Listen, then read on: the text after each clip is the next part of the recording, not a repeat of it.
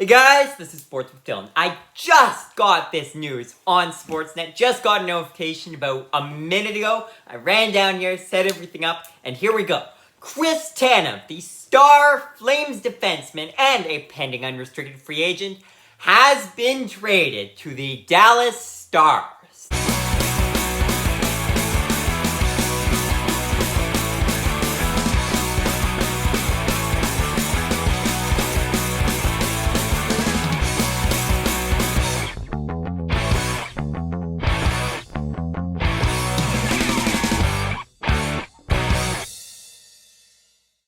Like I said, this trade just happened, like 30 seconds ago, so we don't know the full details.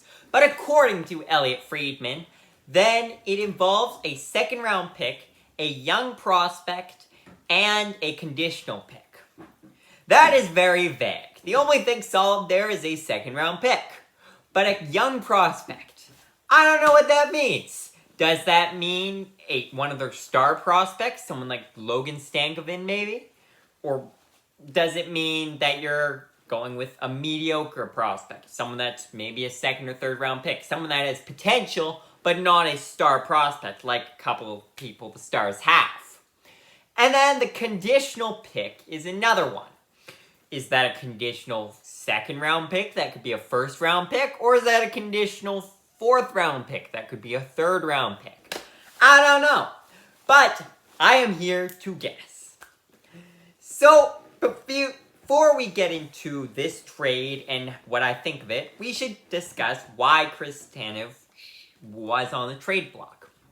The reason being, he was a pending unrestricted free agent. Same reason Tyler Toffoli and Elias Lindholm were both traded in the past year. And I suspect Noah Hanfin, I'll talk about him more in a minute, but he's going to be the exact same way. He is a pending unrestricted free agent who is highly unlikely to re-sign with these struggling below-average Flames. So, the Flames have been slowly trading these guys away. They started with Tyler Toffoli over the summer, then about a month back, they traded away Elias Lindholm, made videos about both of those, you should go check them out. And now, we have Chris Tanev. Now, he is a good defenseman. Like I said, Flames have quite a few, actually. They have like 3 or 4 defensemen on his level. But Chris Tanev is a high-level, physical defenseman, and a lot of teams are looking for someone like that. So, maybe they can re-sign him. Maybe he's just a rental. But either way, he's a pretty good deal. His contract's not too expensive or anything for this year. If they want to re-sign him, they can give it a shot. Jim Nill, the Stars GM, is very good at managing cap space. So, if anyone could do it, it's Jim Nill. And the Stars' perspective, the Stars could use a defenseman. They have Miro Heiskanen, who is an absolute superstar defenseman. No question, Miro Heiskanen's on top. Then you got Thomas Harley, who's been solid, former first-round pick. He's been pretty good. But after that, you have a big drop-off. A drop-off bigger than you should have when you have a team, I think, that could win the Stanley Cup this year. In fact, they're already, before this trade, they were the team I was predicting to win the Stanley Cup. And now, this should help them even more. Especially with added defense. Chris Tanev will likely play on the first line with Miro Heiskanen, while Thomas Harley goes to the second line, and they'll shuffle everything up. They've got a couple solid second and third liners, but they needed one more good piece there. And Chris Tanev, I think, is a perfect fit. I think this deal is amazing for Dallas. Now, we will, like I said, have to see what is given up in the trade before I can truly judge it, but based on the looks of it, I think Dallas did a great job. So like I said earlier, I'm going to guess what this trade is going to be, because looking on past GM decisions, amongst other things, then I think I've got a pretty good idea for what deal Jim Nill would do. And honestly, by the time you see this, this will probably all be redundant, because I suspect the news will have come out. You'll go down to the comment, I will post it when it comes out, as soon as I see it. But for now, it's just speculation. I suspect that the conditional pick is not a conditional second round pick. That could be a first round pick. You see, Jim Nill is someone who's very careful with his first round picks. And it's something that's worked out when you look at how far some of the Stars' first round picks have gone and their early picks. It's helped quite a bit. They're building quite the young roster. They have the perfect blend, if you ask me, of young stars and older veterans who are still producing at a high rate. So I think the Stars have built their team this way, and I don't see it changing, especially just for someone like Chris Tanev. So I suspect, if I were to guess, it's going to be a conditional third round pick. Because of the fact, I think a conditional fourth round pick that could be a third round pick is just a bit low. Maybe it's not, maybe that's what it is, but I think that's just a bit low. But conditional third round pick, what the condition is, beats me. But a conditional third round pick, the fact that the Flames could end up with a second round pick makes a lot of sense. I suspect the condition will be that Chris Tanev continues to play, and maybe even that the Stars make it into the playoffs, and maybe even into the past the first round of the playoffs, or something like that. We'll see. But I suspect it will be a conditional third round pick. As for the prospect, I do not think it is going to be one of the Stars' star prospects. See what I did there?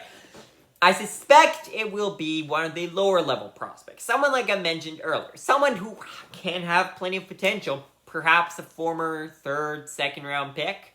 Someone who has potential, but someone who's not excelling right now in the AHL. Someone who's not going to be a future superstar in the league. He has potential. Maybe he could become a solid second-line guy at very best. But he's not a superstar. I don't think the Stars are willing to give up one of their star prospects. Like I was mentioning earlier with a first-round pick.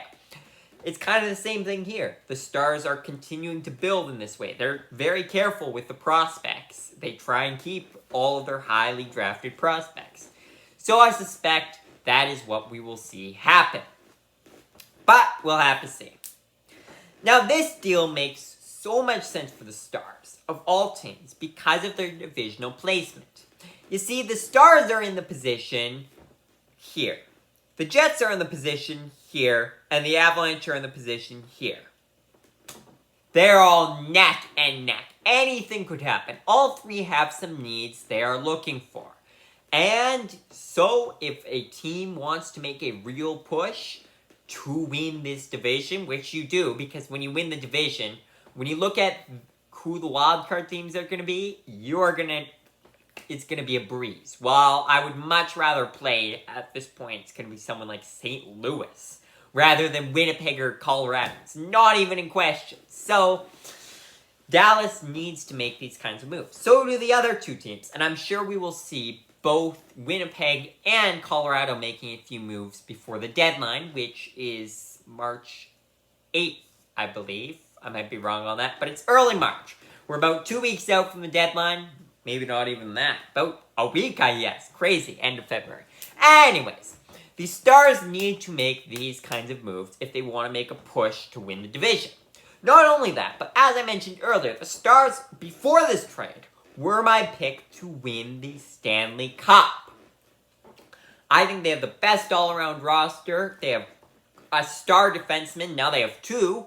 They have an amazing goalie in Jake Ottinger. They have, I would argue, the best forward group in the league. So I think this team should go places. And if you think a team should go places, you make trades. And that is exactly what Jim Nill is doing.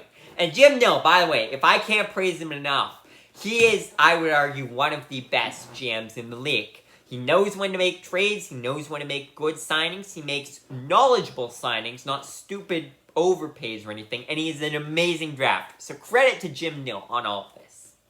As for the Flames, though, going back, the price I speculated is a bit low from the Flames' perspective. I'm speculating it, though, because I don't think Craig Conroy is that good with trades. I think the Flames should have squeezed a first-round pick out of someone. I think they could have, but they didn't. I think they could have squeezed a top prospect out for Chris Tanev, but they didn't. And it was the same thing as Tyler Toffoli for sure. Ellis Lantone was an alright trade, but so many of these trades. Craig Conroy, in my opinion, he's not done well in Calgary, even though he's only been the GM for 8 months or so. I'm not a Craig Conroy fan because he is just... He can't get enough out of these trades. He's a golden opportunity here to trade away some players, get some high picks, just completely rebuild.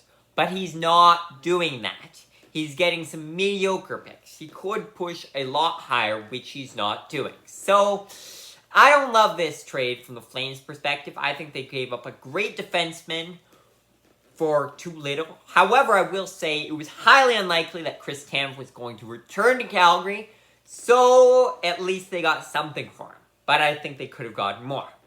Now we will get to watch as Noah Hanifin goes through the exact same thing. Noah Hanifin is another pending unrestricted free agent who is a star defenseman who is going to be loved by many teams shopping for that exact kind of thing, a pending unrestricted free agent who is a defenseman. He's not a terrible price, he's a really good defenseman, slightly more offensive than Chris Tanev though. So, we will have to see what happens to Noah Hanifin, but I'm sure I'll be reporting on that trade before the deadline. But for now, thank you guys for watching, and I will see you guys again soon.